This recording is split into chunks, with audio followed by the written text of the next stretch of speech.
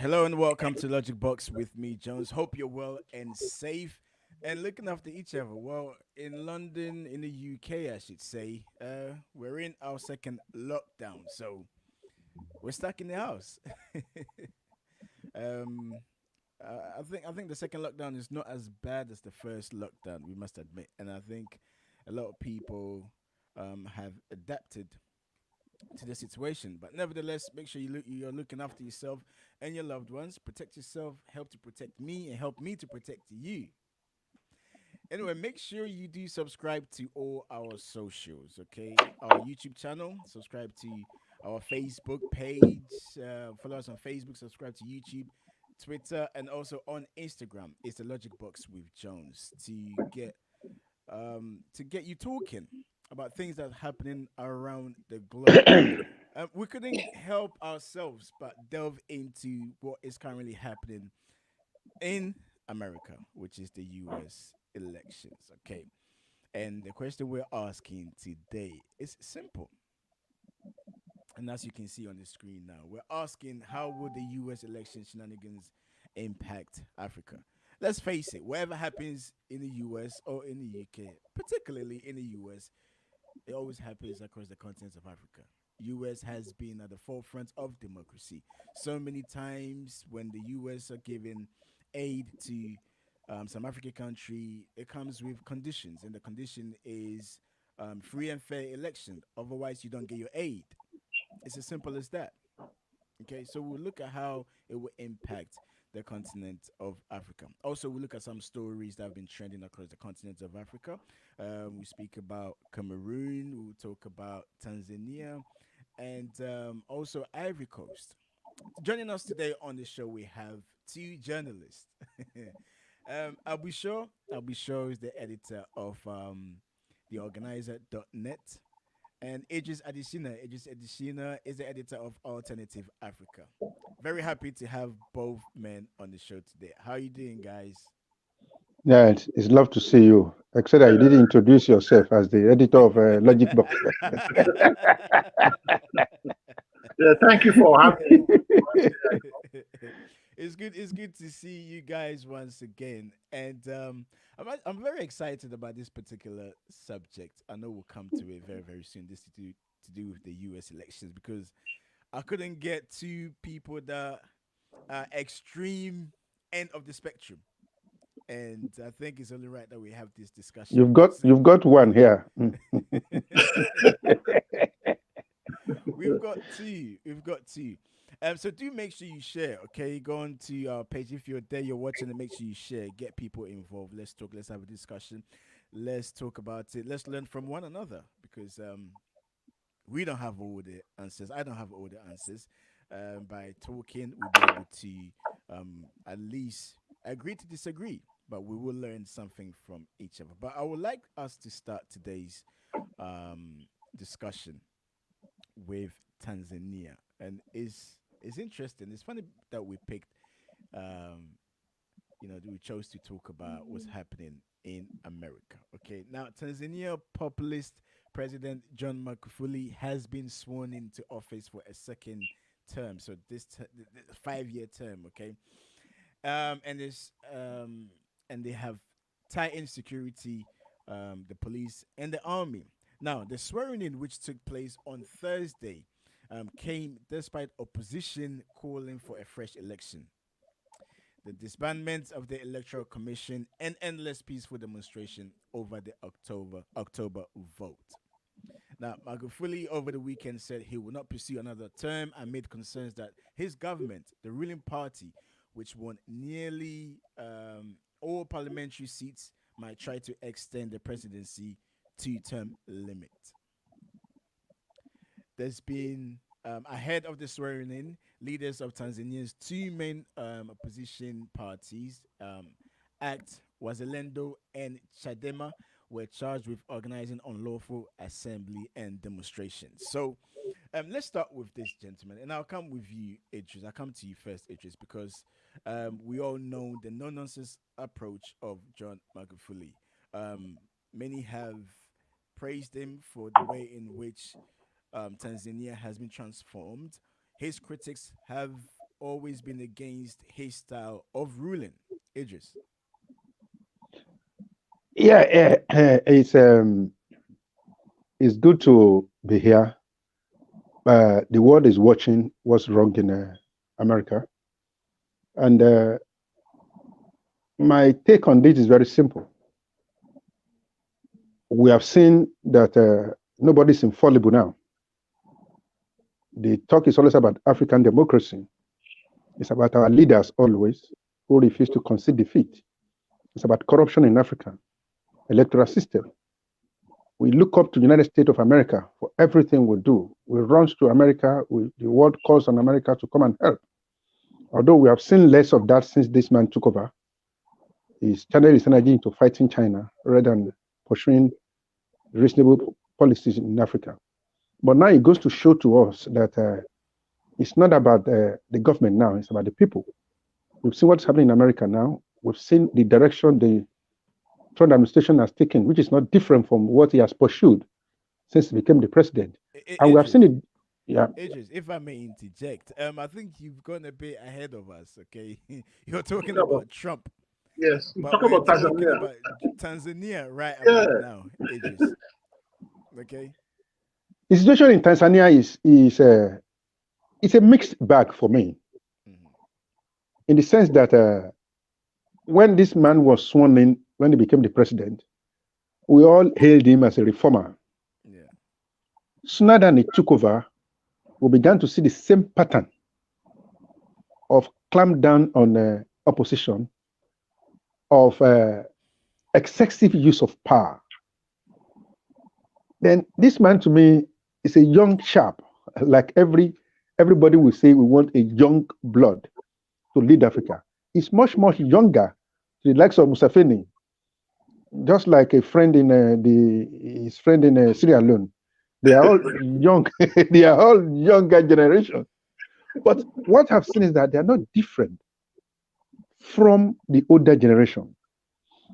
We've had the same allegation about excessive use of power, of corruption, suppression of institutions, our inability to have a clear cut of governance and system, checks and balance. Now we've seen again that is won a second term election controversially, whether that is the truth or not, none of us is on the ground to be able to verify of what happened. But the events post-election has also told us that there might be some semblance of truth in the noise about, I mean, how could you immediately run off opposition, disband institution of government? It's unfortunate. And the only reason why they have done that so successfully is the fact that every person we have looked up to, every African have looked up to, the United States, which you expect that the checks and balance, the carrot and stick will come from, the man in charge that looked somewhere else since he came in. And that has empowered some African leaders, that has energized them, that has just told them simply that we are free, we can do. But what I see in Tanzania is a failure. It's not just now. We can't isolate it on its own. It's a failure of African leadership to grow succession. Our institutional failure to empower. Let's bring in Abu Shor. Abu Shor, like Idris is saying, this in recent times looks as if it's becoming a common trend. And every election, there's there's always opposition crying foul. There's always incumbents using excessive force to bulldoze their way through to hold onto power. Oh yes, that's very true. That's the sad chapter in African politics. Because when you look at the Tanzania case, the Magufuli was hailed when he came at first, as a savior. They call him the bulldozer. He just came and, to make sure it brings a different political agenda. And the mistakes he made was the human rights violations, press, strangulated press freedom. I think he concentrated more on economic growth Yeah. and forgot about the democratic issues. And to be frank, if you look at the economy, when you look at the economy of Tanzania, is far better now than when it took over. But the problem is having now is the stamping on press freedom, arresting opposition and harassing and intimidating opposition politicians. So most people look at that part of its governance and judging. But me, as far as I'm concerned, I think what Africa needs, and Zimbabwe in particular, is Tanzania in particular, is economic growth. I think that's one of the problems we are facing in Africa. We are putting democracy in front of economic growth, and without improving our economy, it will be very difficult to have real democracy. Because when people are hungry or they are jobless, they tend to be corrupt. So it's just like what is happening in Rwanda. I think that's the same thing the Magufuli is trying to implement, but is totally forgotten about democratic principle. That is these human rights violations. If he improves on that a bit, it will help him a lot, because on the economic side, at least we should give him credit, because things have improved a bit. Right. Let me quickly make a comment on the issue of economic. Okay. You can't separate Tanzania economy from the economy of the East African bloc, because they have done it as a whole. I've seen much improvement. If you look at the World Bank prediction, most of the countries in the East African bloc have projected to grow. There's something they are doing as a bloc there that is different from the crisis in West Africa. One, they apart from their own problem of small lordship, the pocket of crisis in that area is far different from the problem in the West African bloc. But again, you cannot fully achieve economic stability without a measure of democratization of the entire scenario. Well, that's exactly there's no way it can come with it. If you build a house on a flat foot, it will soon collapse. And that's my worry there. If you concentrate on economic principles without a foundation upon pillar which to rest it, which is the freedom of expression, freedom to be able to blow whistles when there are crises, when people are stealing. If you suppress those principles, you are just building a hut on a sand foot. Yes, well, I don't I disagree on all what you are saying, but there are times you have to put economic growth first, because if you look the difference between America and China, in China there is no freedom, no human rights, nothing, but they are the second most powerful nation in the world. But if you look at if I may come in, Abusho, you just mentioned China. China's system is completely different. No, but we talk about the country and governance. That's what we are talking. They are an economic power, and China concentrated on economic growth before this human rights. I think that are some of the agenda of Magufuli, not 100%, but he's trying to improve the economy. But his problem is he's not focusing on democratic governance. You understand? Because the only way, like what Idris said, if these two goes together, democracy and economic growth goes together, is the best way of governing, and you get a lot of fast development.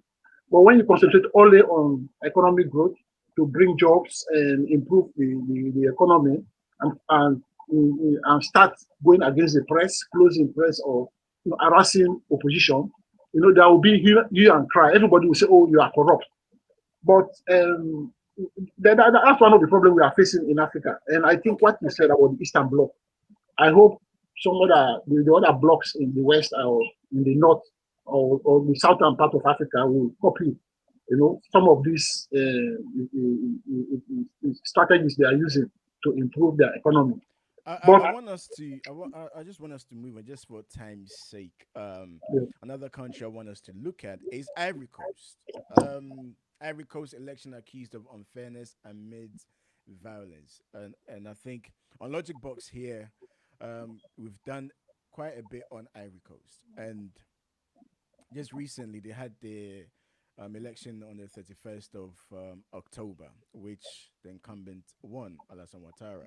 A lot of the opposition parties told their followers to abandon their civil rights, their civil duties to vote. And Alassane Ouattara, who went against the constitution of Ivory Coast, who the constitution said he can only go for a second term, seek a third term. Opposition abstained from the votes, but we've seen people dying in Ivory Coast. Which again, if you look at the situation of Tanzania, we're looking at what's happening in Ivory Coast, and one can only ask: does democracy actually work, especially across the continent of Africa? The situation in Ivory Coast is a little bit different. Ouattara is the man in Ivory Coast is a Syria cheat. Is a professional politician that has not only concentrated on power alone, that has more run the economy of the country aground. And that's where it's a bit different from Magufuli in Tanzania. He's a younger man who is just seeking a second term in office. This man is a professional politician. He's aligned himself with France. And you cannot divert France from what is happening in Ivory Coast. You cannot divert France. It's always about who pays the interests of France better. But the only thing we can say again is about the dichotomy in Africa itself. Forget about the blocks now, the West African bloc, the East African bloc. We have an Organization of African Unity, OAU, or whatever they call it, African Union, that's supposed to be the bigger umbrella. But this dichotomy between the Franco and Anglo has eaten so deeply that has weakened the power of African Union to the point that African Union has congratulated Magufuli. They've not seen anything wrong in what he has done. They've only sued for peace in Ivory Coast. It's only little country with the back of Nigeria and some African countries, they go and harass in Sudan, go and harass somewhere else. That's the only thing they can do in Mali. They've not actually done anything. But the situation in Ivory Coast is sad. And the only person who can push the man away, who can bring some semblance there, is not even in Africa. It's in France. That is the irony of our situation in Africa. This division is so staggering clear that we need a young generation of African leaders who understand the dynamism of international politics, who can concentrate. That's one good thing you can give to Trump, who can concentrate on home politics. Let's concentrate on ourselves and get this thing sorted. Okay. Africa needs, if you look at the Ivory Coast situation, they are so much polarized and pauperized that a free coin, people already on the street dancing, singing for the president who had won, and they've divided them along ethnic line as well. So these are things you see in this part of the African continent that, and who do they use? They make use of younger generation as well, who are crying for power. That is a sad situation there, where economy is so down, you hardly get it right there. I'm sure. I mean, Idris made mention that we should. He said in his submission to forget about the blocks for a minute. I had a chat with our friend Kofi Ali, and about ECOWAS, and of course, ECOWAS is just an advisory body, and the block in itself is for goods and services operation across that part of the region. And one can actually see what's happening in Ivory Coast. And when you speak to Ivorians, they keep banging on. They want other African leaders to speak up. They want to hear from Buhari. They want to hear from Nanado. They want to hear from these leaders to bring some pressure on Alassane Ouattara. But that is never the case. That never seems to happen. Yes, to be frank, Ivory Coast is just worse. If you compare President Ouattara and Magufuli, I will give 9 to 10 to Magufuli.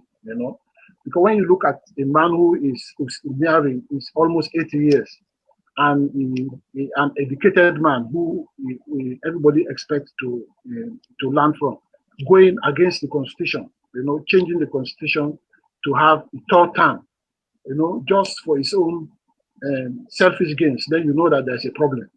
And beside that, Ivory Coast knows something about war, regional war. They are neighbors to Liberia and Sierra Leone. They know the effect of bad governance, corruption. They know. And he, as an elder statesman, he decided to violate the constitution, which is against what the people want. And now the country is on a time bomb. The opposition leader, the opposition leaders, the parties do not recognize him. They have their own parallel, like government, which is against the President Ouattara's own government. So it is chaos, and the Western, the ECOWAS is quiet, the AU is quiet. France has congratulated him. So he's living on borrowed, in the fake democracy, and it is not good for the security and development of the region, So I hope. Yeah, you've touched on security and quickly, and before we move on, you've touched on security, and this is what concerns me a lot: the fact that if there's any civil unrest, and as the world is facing pandemic now, civil unrest erupts in Ivory Coast, everybody will flee to neighboring countries, and you would expect neighboring countries' leaders to be able to speak up against this. Most of the times, everybody's quiet until people are being killed. Then the whole world starts to focus to speak about these things. That is exactly what is happening now. There are so many Ivorians who are fleeing to Burkina Faso. They are going to Liberia, displaced. It is happening, before the election, and now it is still happening. And it is not good for these other neighboring countries because they too, they are struggling. Burkina Faso have their own rebels fighting, and France is there. It is so ironic, and France is everywhere. Wherever there is conflict, they are there. They say they are peacekeepers. So I don't know whether they are there to keep peace or to yeah. Okay, So let's quickly move on. Let's look at another story. Let's cross over to Cameroon. Now, parents of the children who were killed said that who were killed in Cameroon. This story came, I think, sometime last week. So the parents of the children told the BBC that their loss was deep and no amount of punishment meted out to the killers, if they are caught, will assuage their pain. Now, amongst the mourners was Cameroon's Prime Minister Joseph Dion Ngute. He promised that the killers would not go unpunished. He said the government had borne both the hospital and burial costs. Gunmen stormed Mother Francisca's school a couple of weeks ago, killing 7 children. The burial of the children is a grim reminder of the recent violence that has been witnessed in schools in Cameroon, mainly English speaking regions, where 4 attacks have been recorded in the past 11 days. Armed separatists want the region to secede from mainly French speaking Cameroon. Now, this brings us back to, in a way, what we've been discussing. I think Idris did make mention of it. French, English, the separation, the division, and this has been ongoing, Idris, in Cameroon. Now, what is happening? It looks as if attacks are happening on a regular basis, where the government seems to have lost any form of authority to try and deal with this situation. Yeah, the situation in the dichotomy between the Anglo and Franco has been the basis of crisis in the entire African region. Yeah. where you seem to see France that gets so much involved in what happens in the French-speaking countries. English has taken it back. English is only interested in resources in the English-speaking African countries. They're only interested in resources. They tend to behave as if they are not interested in what happens there. That they went and founded something called the Commonwealth somehow, where the only essence of it too is resources.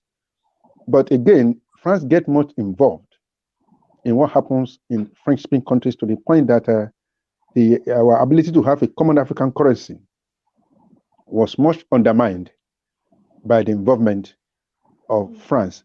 But the issue here is about the basis of Africa itself, our lack of ability to manage our affairs. That every little thing we have to run to our colonial masters, which itself is very degrading. Look at what's happening in Cameroon. Look at how many children have gone now. Yes, I agree. What amount of compensation can you give to the parents of people who have been massacred in that matter? What are they interested in compensation, or are they interested in their own children? We all are parents on our own. We see how much involvement we've got to train ourselves up. Then all of a sudden, in one soup night, everything is gone. And I can tell you, nobody is going to account for that. No one is going to call. Have you had the international community mention anything about that? No. It No. just looks as if They've cried about NSAS in Nigeria. In Nigeria, yeah. They've cried about NSAS in Nigeria. We are talking about children here in Cameroon, and not a word as we have from the international community about it. Forget about it. Let's take the children away. See how long the issue has been happening. The opposition leader ran to Nigeria. Nigeria returned him to Cameroon. Nigeria returned him practically to Cameroon because nobody wants to harbor opposition, so that it doesn't happen as well. Because Nigeria is facing a similar country. IPO leader can run away to Cameroon and they can begin to give him power. You can see what's exactly happening there. I think we've got it wrong. And my fear again is, do we have a generation that can get it right? So that's my biggest problem there. I'll be sure if you, because look, there's so many unrest happening across the continent of Africa. I don't think we'll have time to touch on Ethiopia. What's happening in Ethiopia now? So Ethiopia, Cameroon, Ivory Coast, Congo, Burkina. It was Mali, wasn't it? And is Africa sitting on a ticking bomb? Yes, I have no doubt about that. You know, and Cameroon in particular, I blame the government. Paul Biya can barely walk. The man he can't even sit down without sleeping. He's so weak.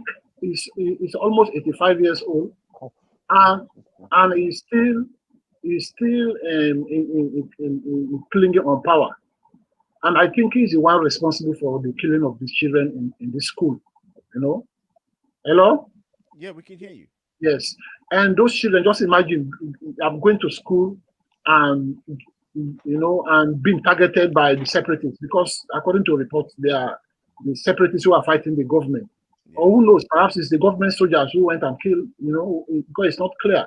But reports say it's separatists who are doing this. And if that's the case, then I will blame them and the government, because they don't want to strike peace.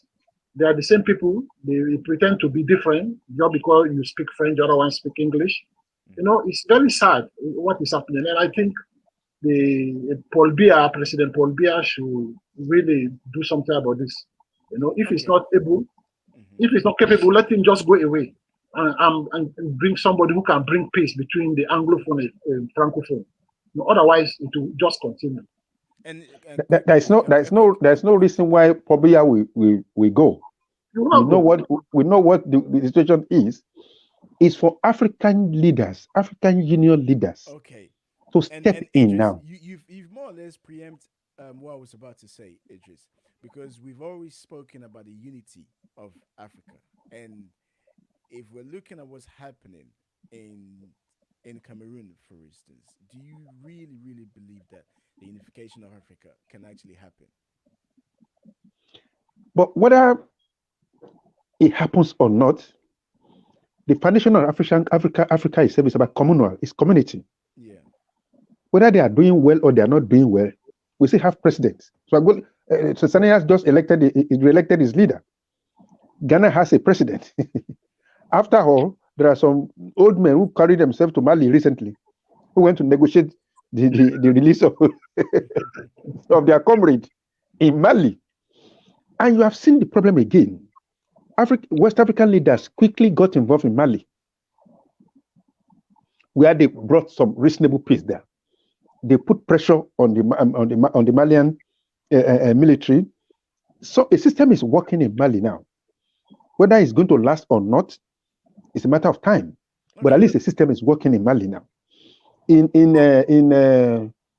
one of these countries, Jammeh, in the Gambia, when Jammeh began to misbehave, you saw the impact of African leaders. I mean, the West African leaders as well there.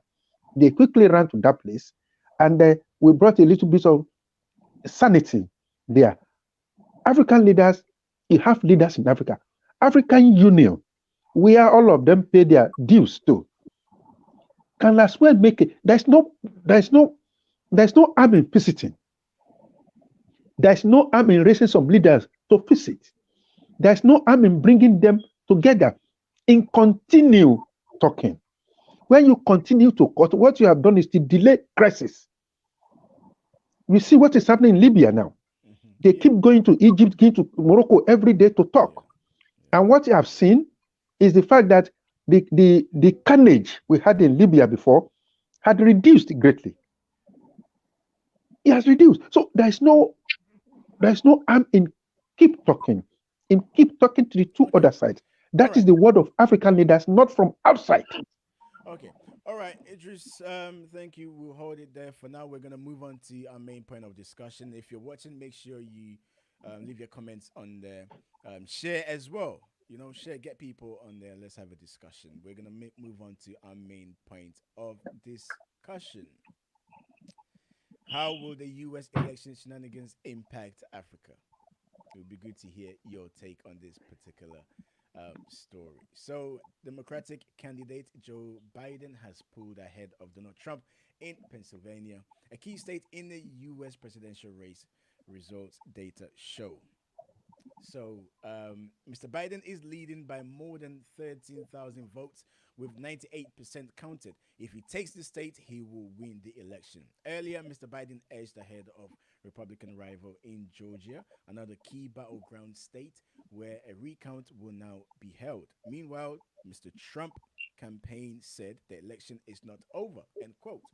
Trump campaign lawyer Matt Morgan claimed without evidence that the ballots in Georgia were improperly harvested and that Pennsylvania election observers were not given meaningful access to counting, despite a judge's order allowing them further access on Thursday.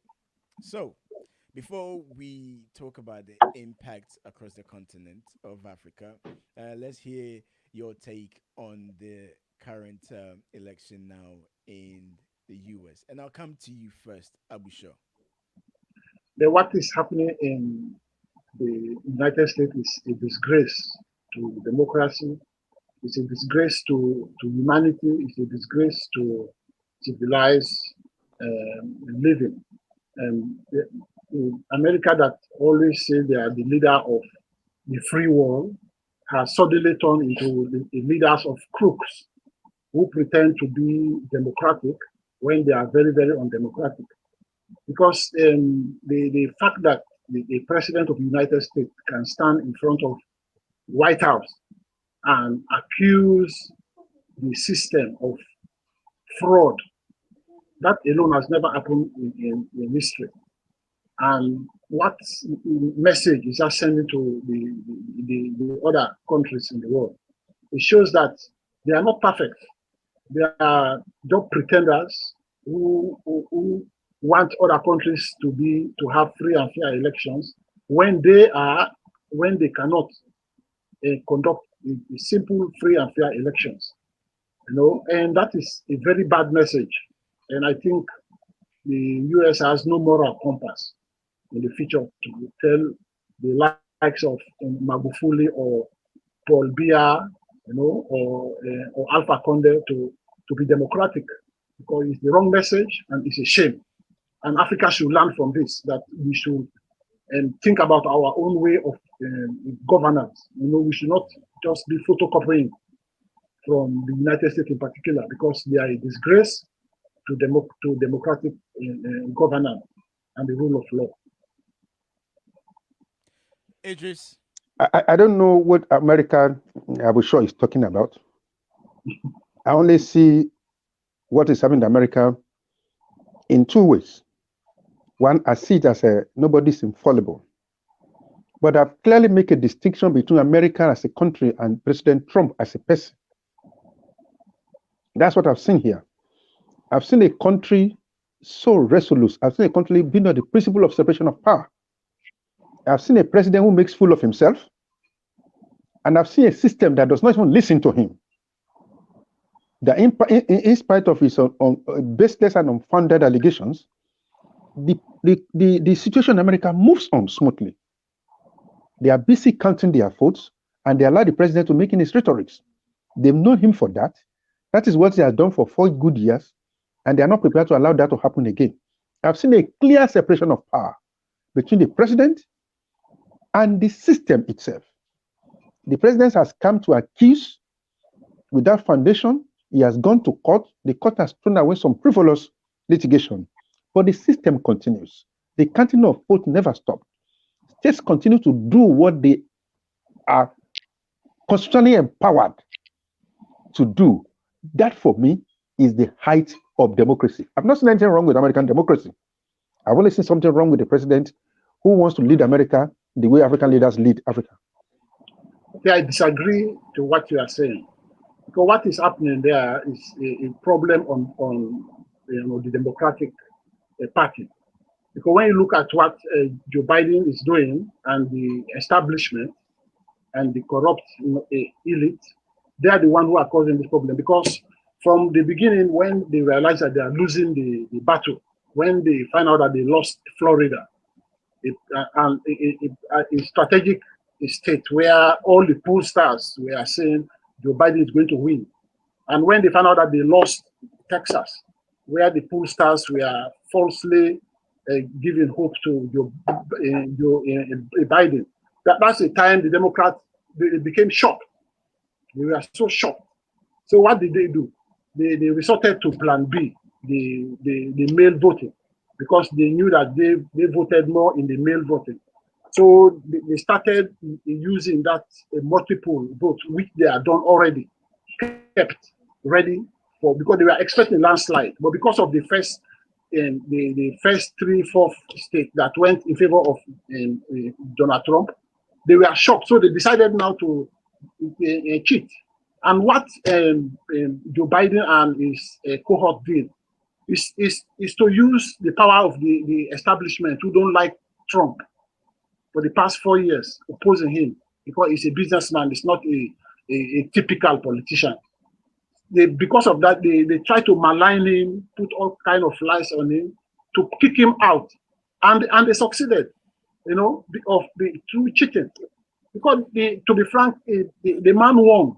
People just hate him, but he won. The people voted for him, and he has the highest vote. Sure.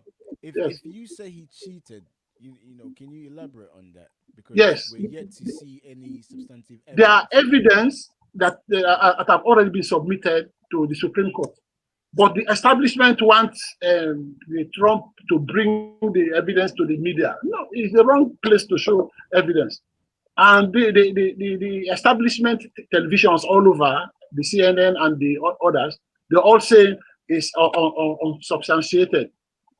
It's because they have not seen the evidence. But the Supreme Court have received all the evidence, especially about Pennsylvania, where there are a report of stopping observers, Republican observers, from observing the counting.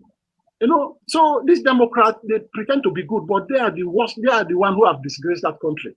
So and Trump. So when you say, sorry, Abu Shah, when you Yes. say Republican observers were stopped from going to observe what's happening, Was it only Republicans it affected, or also Democrats as well? Democrats No, observers. they allow the Democrat observers to be observing the counting. They mail a ballot. So they were alone, but they refused the Republican observers to be there. So that's one of the bone of contention that they are filed to the Supreme Court. But all these things, I'm not sure Trump is going to win because the establishment have already done their cheating to kick him out. So it's a disgrace. And I'm happy Trump is bringing this thing out to tell the world that don't depend on these people. They are liars. They pretend to be Democrat, but they are not.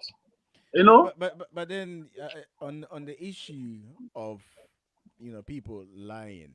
Yes. Trump when Trump was giving one of his statements, I think he was talking about Atlanta. I might be wrong, and he said that state is being run by Democrats. But then he was corrected by the journalist and said actually he's being run by Republicans. And so there's been inconsistencies in what Trump is projecting to the rest of the world. Yeah, well, if Joe Biden can call Trump George, a man who is contesting against, then you must know that a human being, we are fallible, we can make mistakes. You understand? But Joe Biden is not a mistake. He's a sick man anyway. So that's why they call him Sleeping Joe. You understand? And what is happening in America? I'm telling you, it has eroded all credibility from America. No serious country will ever take them serious anymore. Because those who really know what is happening there, even the Democrats, they know that they cheated.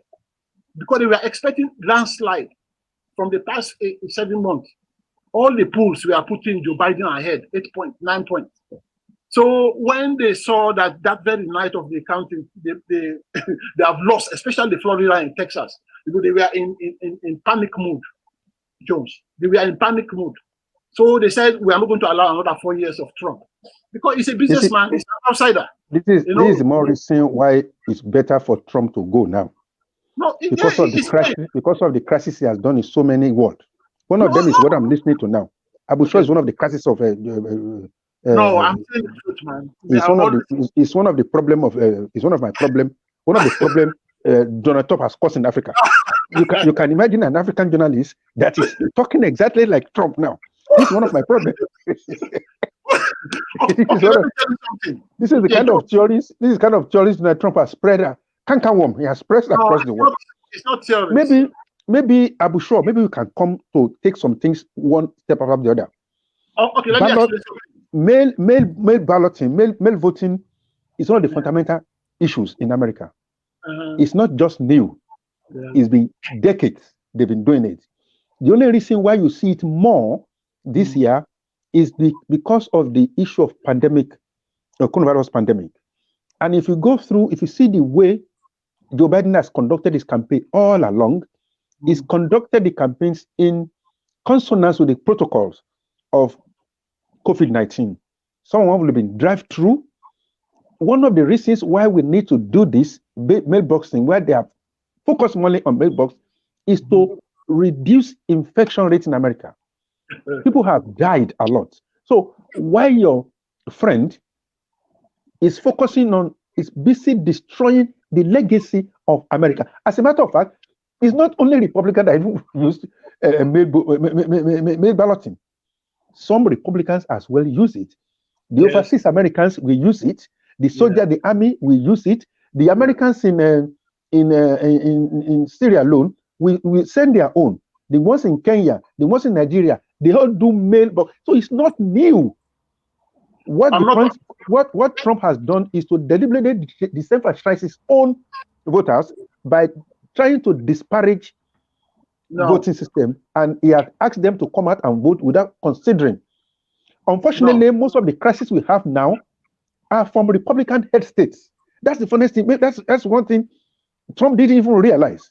No. Majority, and when you look at the reason behind this delay is because some Republican legislation in the states have told them that do not touch the votes until the day of election. Otherwise, they will have done this. Most states have done that, and they have been able to announce those results together with the voting system. This is one of the reasons why Trump must go. He has spread so much falsehood, and he's reached the cornerstone of Sierra Leone. This is my problem there. Okay. It's reached the cornerstone of London here with Abu Shah. He's spread to Sierra Leone. This is why he must go. But then Idris, before Abu Shah comes in, Idris, is maybe you have been brainwashed. Maybe you're the one that has been deceived, because since Trump won election in 2016, everything you hear or read about Trump has been negative, to the point where now there could be some issues with the ballot boxes and the world. Oh, hold on, let me finish. And the world, because he's been portrayed as the bad person, the world completely, everyone have just start to put their fingers in the air not to listen to Trump, but he might actually have a legitimate case here. Yes, that's exactly this man is phoning. This man is a crook. This man has nothing to teach the world. Maybe we should relate this. Maybe you should relate this. Maybe you should relate this issue to Africa in the first instance. Since this man came to governance, look at the amount of crises that have bedeviled African countries. It's not true. That is not true. No. We can give statistics to that. No. I disagree. Educate me on that before I give you statistics. Let me come in now. Let's have a show. You are making a mistake there. It was Obama and Joe Biden who created the worst crisis in Africa when they combined with the West, the UK, to and get rid of Gaddafi.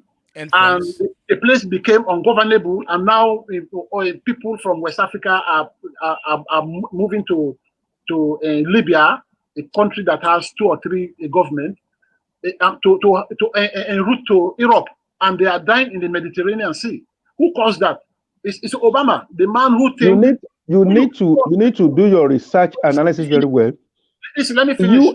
US only gave a moral backing. US was not involved in Libya. No, they gave everything, military. No. US was not involved in Libya. He only gave a moral backing, and that was why you see Obama reprimand Cameroon. No. Okay. Why did the US ambassador was killed in Libya? Under Obama, he died there, and that's one of the regret of Obama. He said it. He's the only president who has lost an ambassador in World War. So these Democrats, they are establishment, they are crooks. Okay, on the issue of this COVID-19, Trump never had a problem with that. When the thing started, it took action and closed the border. It was Democrats who are saying, why is this closing the border? And even this election, most of the people that died of COVID-19, they are from democratic states, where the governors, the democratic governors, democratic mayors, they fail to work with the federal government in Washington. So they try to use politics to undermine Trump from getting support, just for them to give the man a bad name, say 210,000 people died. And when you check the statistics, most of them, those who died, they're in democratic state. So it was high politics they played in using COVID-19 as if they are anti-COVID, but they are the one who spread the COVID, the Democrats. So Trump told them, say, you people, you are killing your own people. You have to work with me, federal government, to support. But they never did that. Yeah, so that is baseless. And this mail voting, the mail voting is not the problem, because we know from history, the majority of Democrats, they like to do mail voting. The Republicans, they like to be on the day of, they want to be physical on the day of voting. But the problem about this is the multiple voting that the Republicans discovered. The Democrats did a lot of multiple voting. One person can vote 5 times, some 10 times. And the record shows that. So that's one of the issue that Trump said he does not trust the mail voting. So Abu Shah, Yeah, man. The Abusho, Democrats are Abusho, crooks, man. Yes. do you? This is one of my problem with Trump supporters. And all these multiple voting, it is only Trump who saw them. The governors of states do not see them. The proofs are there. The electoral officers do not see them. No, So they they didn't saw talk it. about them. They No, send them to White House for Trump only to talk about them. they saw it, man. The proof is there. The Maybe I Supreme should Court maybe I should give you some statistics here, Abu Shaw. Okay. According to statistics in the US, Yeah. US voters, they said analysis of there are 376 counties in US with the highest number of cases per capita of COVID-19. They have 93% vote for Trump in this election. How can they be democratic? Well, they voted for. That's another. We are beginning to. No, they didn't vote. 376 counties that are the worst hit by COVID-19 have 93% votes. Well, because they voted for the economy. They said there is no need to close the country, like what the Democrats are saying. Close everywhere. Let people sit down in jail. And these people voted for their own livelihood. They want to go and work and do their normal businesses while they are protecting themselves from COVID. So that's why they voted. It's because of the economy. If you check the statistics, it's not for COVID. The people want to live. If you allow people to go, if you allow people to keep working, don't you understand the relationship between COVID-19, the health of the people, and the wealth of the nation? COVID-19 is here to stay. I think people are abiding by the rules. I think with the COVID-19, we've seen that it's been either you look at the economy or you concentrate on COVID. If you concentrate so much on COVID, the economy will struggle because you have to shut down the economy. And in Britain here, we've seen the impact. But with the issue of Trump, what Trump is claiming, I'll be sure. In the Senate, it was dominated by Republicans. And how politics works is, I mean, they must commend Donald Trump because there was a high volume of people who went to vote. And of course, it worked for the Republicans who were going for the Senate. However, there's only been a handful of senators that have come out to, support what Trump is saying. And that in itself is questionable because if what Trump is saying is true, then surely they should come out in their numbers to support Trump. No, when politics does not work that way. There are times you do politics in the background. Trump has the support. They have the support because they know that they have got a job, and he has increased, like what you said, the Senate for the past 70 years. He has done that, and there's another statistics. He has the highest vote of Muslims more than in 2016. He has the more vote in blacks. Blacks voted for him more this year than in 2016. The Latinos voted for him more this year than in 2016. Okay, a man who people like Idris calling a racist, a man who does not like blacks. Why would they vote for him? You see, it's because the man is an outsider. He's not an establishment, but he has come and exposed the establishment. They see the corruption and they are not happy with that. So they went all out to kick him out, and they have succeeded to kick him out so that they will bring another Obama, another corrupt, yes, we can, to come and destroy the economy and bring wars all over, and Trump. We will not go into the demographics, the age, the background, the economic background, and the demographics of people Trump have supported. Maybe we need to relate that a little bit to the issue of propaganda, and look at those who are captured by the issue of propaganda. They are always the half-educated that Trump had focused his campaign on. The people who have gun control. Let's leave that for them. Let's leave that for the Americans, and let's relate what the effect of this election is going to have on our continent. Okay, let Abusho don't finish. insult the uneducated. They are human beings. We have so many educated African PhD politicians. You know the way that they are taking the continent. You are one of them.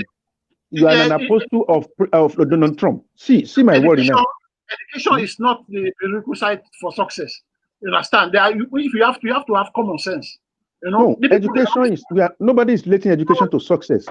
We are relating education for the ability to be able to differentiate between what is targeted at you and the ability to get yourself out of a deliberate crisis. Yeah, but you are saying the uneducated, they are the one who supported No. I'm saying that he has directed his message towards them. Yeah, but they are not fools. The people they are Americans. No, they want to live. It is the inability. It is their inability to differentiate between what is right and what is a propaganda. That's my problem. Idris, I prefer to have uneducated people with common sense who can do the best thing than have PhDs who are there to corrupt I'm sure there is no common sense if you are unable to differentiate between your right and your wrong. Right? That's not common sense. All right, guys, let's move it on. Let's talk about the impact that this will have across the continent of Africa. Already, you know, when we speak of democracy, we always look at the West. We always look at America. We speak about the processes, and even I can even say in terms of television debates, where now a lot of the African countries now have also adopted that into the system when it's time for elections, where you see parties the people that are vying for the presidency, you know, involved in having debates. This came from the U.S. and in 2020, where the U.S. is seen as the leader of democracy. Now, all the so-called more practices that you know is more or less connected with the continent of Africa when it comes to elections. Now we're seeing this at the U.S. How would this impact? We didn't see them. Idris? We didn't see them. They've been alleged. Yeah, but again, hold on, Idris. Again, when it comes to the continent of Africa, in most elections, it is all alleged, isn't it? No. You and I have covered it. Me and him have covered African election very well. Well, when me he has also. Yeah, I look at him as somebody who has also carried ballot balls before. I haven't carried I am afraid for Africa. Seriously. When they talk of how to steal, you know, and what is happening in America is very bad for Africa. No, it's not. It's not very bad. Idris, it's not very bad. Let Abu Shah finish, Idris. I'm so scared for African democracy because, in fact, our democracy is so fragile. With this type of thing happening in America, the so-called leader of the free world, which I think now is the leader of crooks, thanks to Democrats, it is not. It is really fearful because we know, like a place like Sierra Leone, a corrupt leader, Julius Maada Bio, he has learned a lot. I know he will be smiling now at this time because he's ready for the next election in 2023. You know that it's not popular, but because of what is happening there, he will use that to win, and I will not be surprised.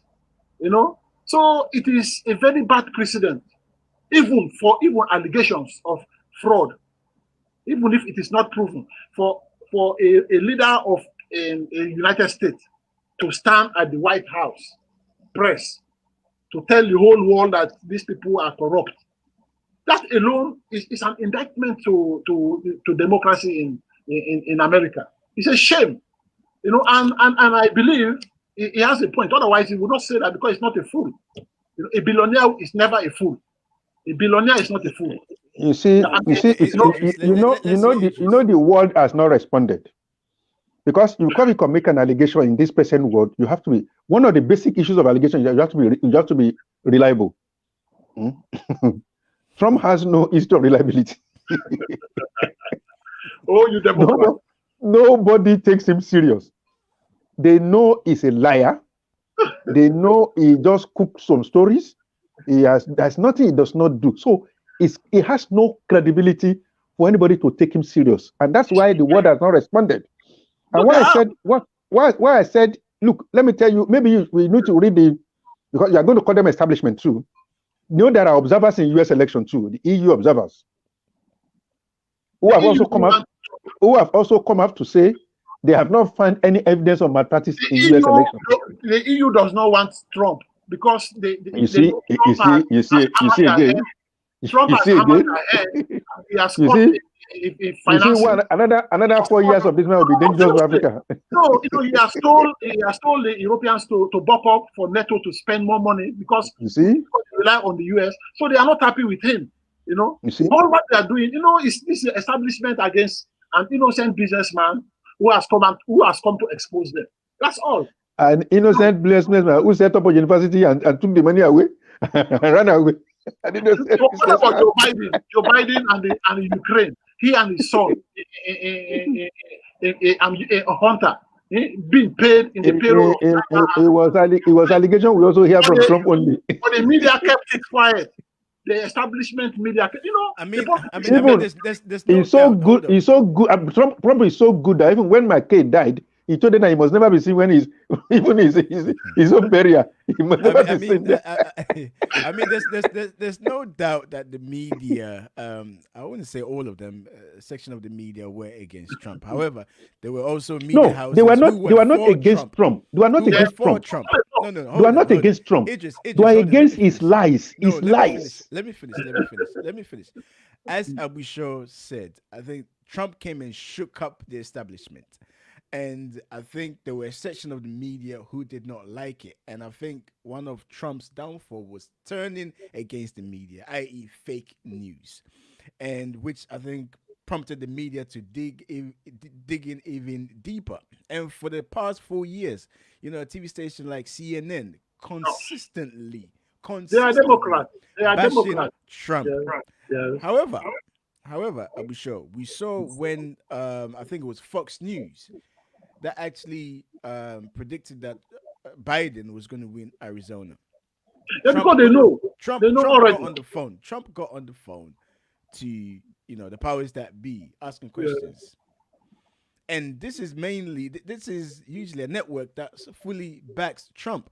Yeah. So if they were to call it, and I'm sure if there were some more practices there, Fox News would have been the first station they have not seen it yet. to publish it. They have not seen the evidence yet. Only the Supreme Court have seen the evidence. That is the high politics they are playing. The media where the Trump works everywhere, who told them every day exactly what they are going to write, they have not seen evidence that their biggest fan is taking off. It's a high class fight. This is to expose the Democrat because the Democrat thought they know politics. So that's why the Republican lawyers, they have kept everything and they forwarded to the area that's necessary. So guys, hold on, please. So now we're looking at the impact to have across the continent of Africa because I think we are moving diverting one thing I love African leaders to see what happened in the US election is the clear separation of power between the federal, the state, and institutions. The president has made an allegation. In African countries, they will have stopped counting. The president will have ordered them to stop counting. In America, it has not happened. It has not disrupted the system. Everybody is gearing up to go to court. In the place of counting elections, court sittings have been held. To stop counting, allegations have been dismissed, and the counting continues. Most of what we are having late counting now, it was the legislature of those states that made law to say you cannot count until the vote is being conducted. Nobody has gone against that. The president has made an allegation. In African countries, everything will have stopped. The police will have gone there. Nobody, the system continues, and they leave the rest for the court. That, to me, is the function of democracy, where everybody knows its rights, where everybody pursues its rights.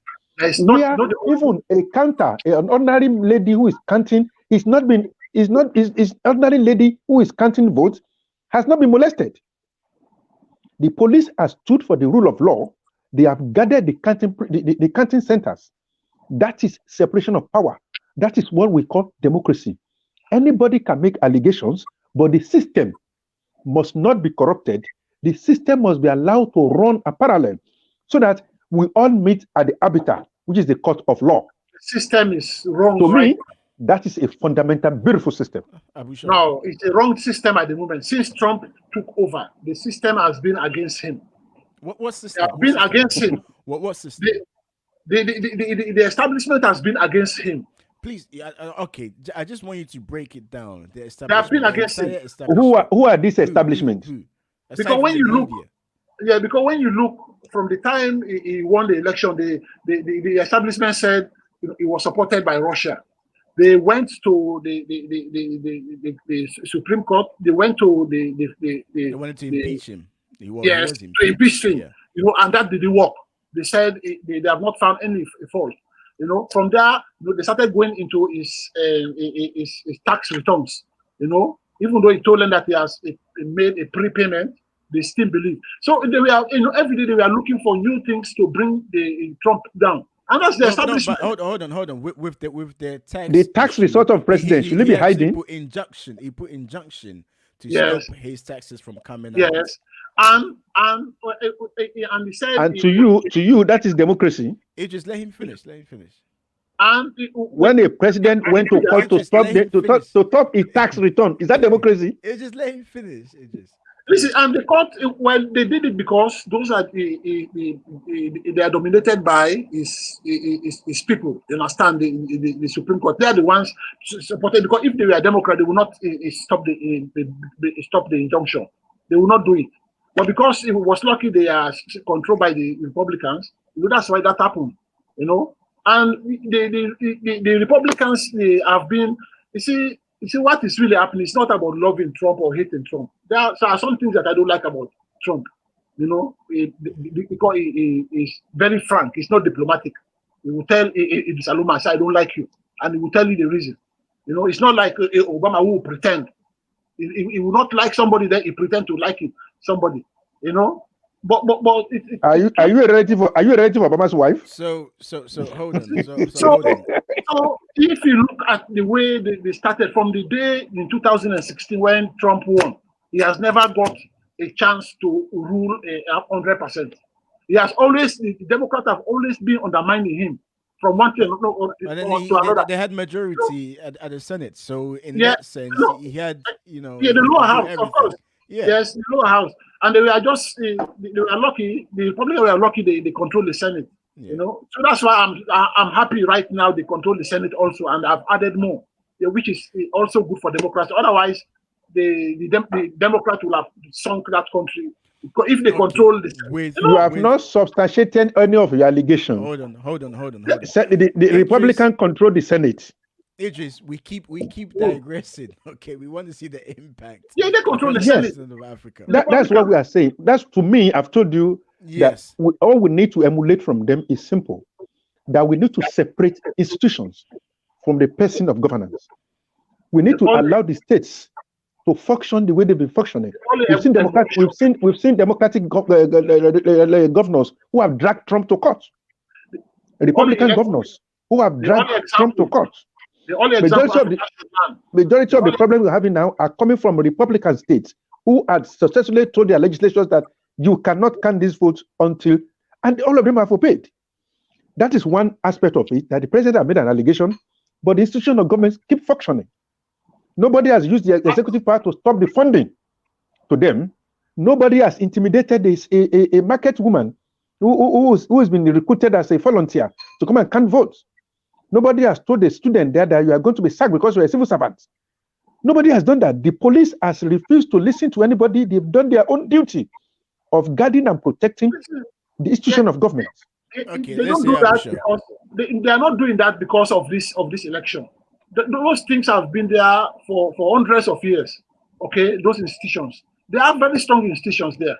Okay, so you can't compare institutions with the African countries that just got independence 50 years ago. You know, but the fact of the matter now, it's not about the institution. We're talking about the way some of these institutions have connived for the past 4 years to overthrow this man. You know, they did it every way to overthrow him. You know, and they have succeeded. because it's not part of the establishment. And that is very wrong. So the only message the Africans should learn from there is to have their own form of democracy. They should not copy anything from the West, because they are cheats. They are they are very deceptive. There's nothing I can learn from American democracy anymore. Okay, the British perhaps, or Canada perhaps, or Australia. But they're just going back to what Idris said. So let's just flip it on his head. If this would have taken place across, across the continent of Africa, one country. Let's take Sierra Leone as a case study. Yes. What do you think will happen? Because clearly, I think the democratic process in America is like 420 years. This has been going on, and I think it's because of the institutions that have been built, which is strong, that has been able to stop things from going into having civil unrest in the country. Now imagine this was Africa. Let's say if this was Sierra Leone or Ghana or Ivory Coast, for instance. What is happening in Ivory Coast now? What do you think will happen? People would have been getting killed left, right, center. So again, I think the institutions is very important. It plays a pivotal role in maintaining. Let me tell Abu Shor. Let me tell Abu Shor. Let me tell you. Let Abu Shor finish. It's the same institutions and who kill those black people. You know that the police. Just out of nothing, they kill those police. Don't protect. But even a lady who was killed in her bedroom. These are some of the mistakes. These institutions are not perfect. They have one or two of them that goes against democratic governance. Like George Floyd and others. Look at this. The way they kill them. If that's in Africa now, everybody will say, "Oh, we are Africans." But you can't see any African country who condemn the United States because of that, because they are. They are the one feeding them. It's a disgrace. So Africa should be talking this time against the undemocratic. And that was going to be my next question. If this was to happen in Africa, the West would have been quick to condemn what's going on. It will have especially Africa. A lot of British ministers were asked about Donald Trump's behavior, and they all refrained from look. You guys are making error of judgment. Go on. The only person who is talking here is the President of America. No. The army in America has not responded. The police in America has not responded. There is no killing in the streets of America. Only one man has been talking. He's doing apprentice now. Only one man has been doing apprentice, and he has been saying, "I'm going to fire you. I'm going to fire." This man is a comedian. We have known him for so long. So what are they going to? You are very biased. What are they going to say? The only reason they got involved in African issue is when they see multiple killings on the road. The reason NSTARS is becoming a problem in Nigeria is that army had gone there allegedly to open fire. They've seen the footage. In America here, we have not seen, since this problem started now, been alleged by one man now, one man called Trump. We have not seen anybody to go and hijack ballot boxes. We have seen the police.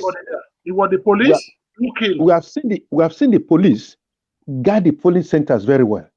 We have seen people protesting, and we have seen the same one who were opposing the police. I heard you. Now you praising the police, the American police. No, it's a shame. I said this allegation was made by one man called Trump. But it's not the police. The man is not the police.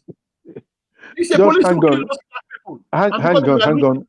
I am not talking. Who were looting. Not like George Floyd was killed unjustifiably. I am not talking about the killings now. I'm talking about reactions to this. Trump didn't kill anybody. I'm talking about reaction to this election, to the allegation of Trump. The reason why the foreign countries get involved in Africa is because we see the reaction of those things on the streets. We've seen opposition being arrested. We've seen people taken to the street. We've seen people being killed by the police. But in America, since Mr. Trump has made this allegation, we've seen pockets of protests, which is normal in democracy. but we have seen the police do their job effectively. So what is African leader going to say to people who are not being killed? There is riot now, but nobody has been killed. The police has done their job effectively. No. In the case of counting, during the course of counting, we have seen court cases, and they've paused counting to entertain that injunction. Yeah. And after being dismissed, the counting resumed. Yeah, but even in Africa, there are some countries that happens. Yeah, that is system. No, yeah, but even in Africa, not. So what I want us to take away from American election is the functional system to separate a government, to separate the power of the president from the power of the government, to separate the power of the governors from the power of legislators, to allow the police to function and do their job, to allow the counting officer, not manipulated by propaganda from anybody, to stick to the job which is sworn and ought to count and announce the results. That's exactly what I've seen from this thing, and I've seen that very effectively.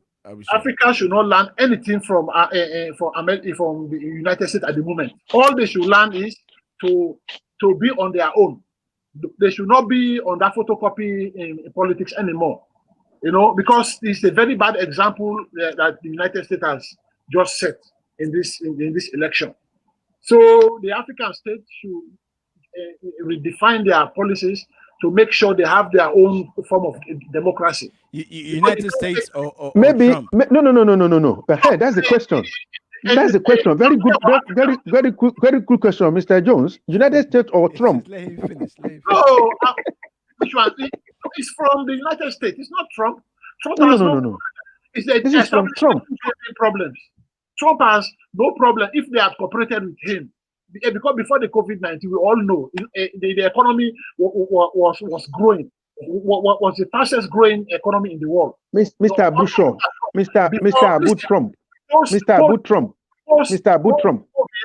It's because of the COVID. That's why the economy sank down. Yeah, but things were going on fine. You know, Mr. Abu Trump. You are opportunists. Because of COVID-19, you multiplied the COVID-19 in your various states. No, a point of corruption. I'm a Nigerian British. I'm not even a Democrat. I can either be Labour or be conservative. You are Joe Biden. You are Joe Biden. A man from Ukraine. You get it. You know, people are corrupt, man. Apart from Mr. Trump, who again has made this allegation of corruption against the American system? Look, Joe Biden is a corrupt human being. I ask a simple question. Who has made this allegation again, apart from your friend, Mr. Trump? There are so many people who have made mention one. We can Google it here now so we can find out whether from Ukraine. China making allegation against the American election. You know the politics, man. We know the geopolitics.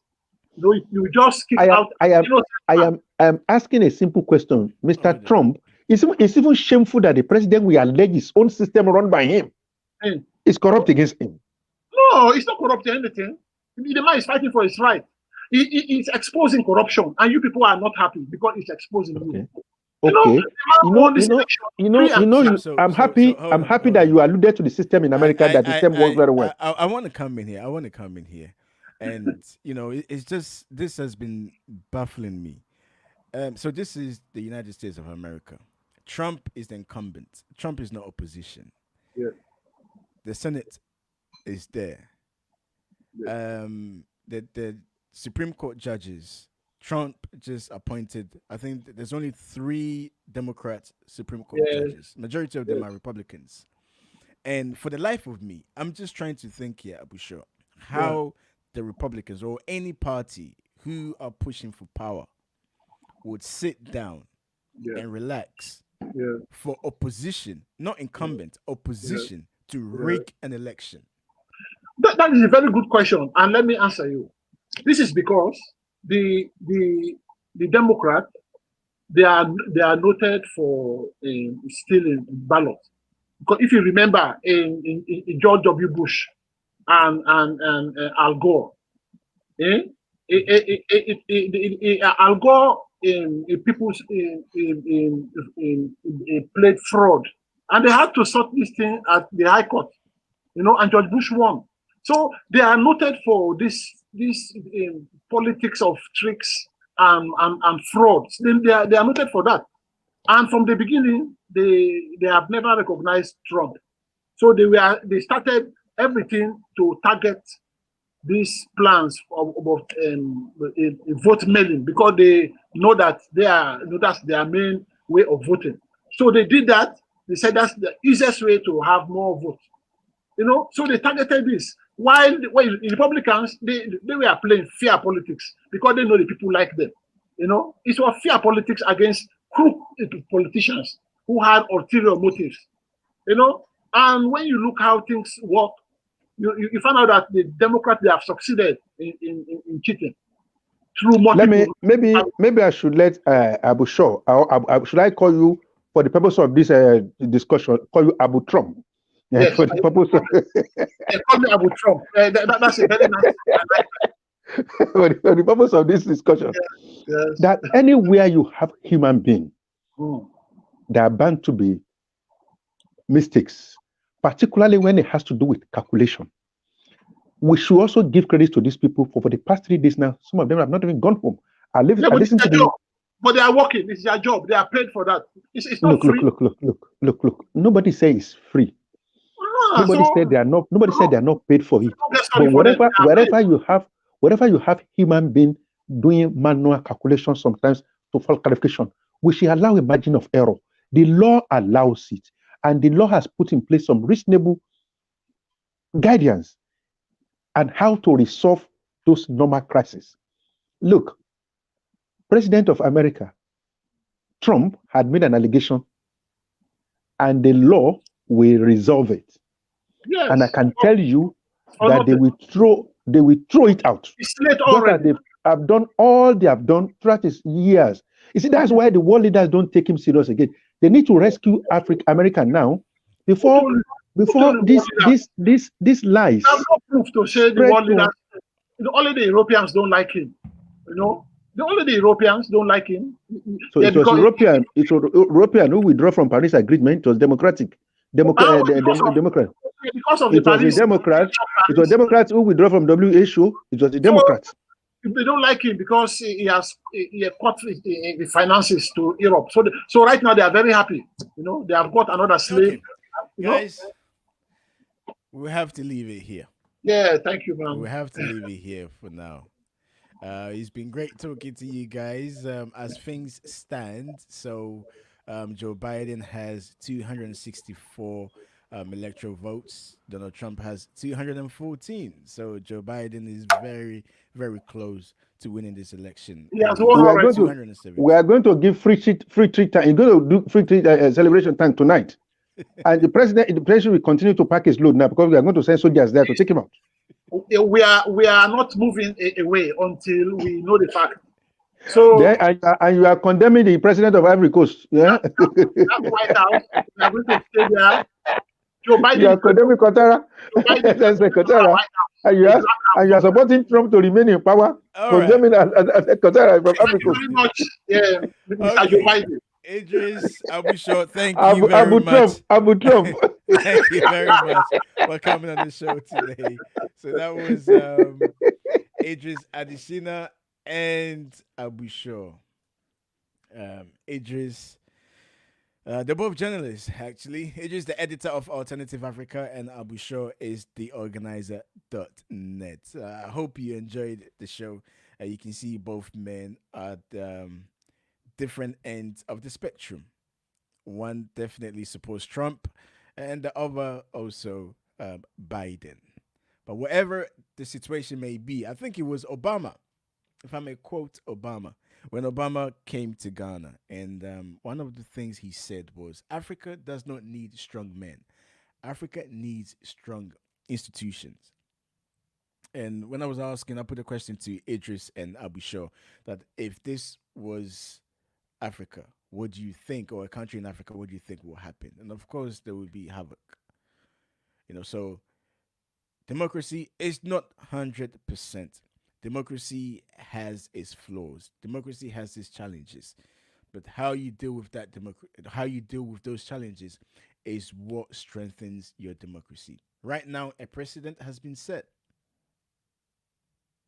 and we just pray and hope that this doesn't get out of hand where people will take the law into their own hands and act, you know, unlawful. So we've come to the end of the show. Thank you very much for tuning in. Make sure you subscribe to our YouTube channel. If you're watching us from YouTube, make sure you subscribe. Also, follow us across all socials. All right. My name is Jones. Thank you very much for watching. We'll do again next time.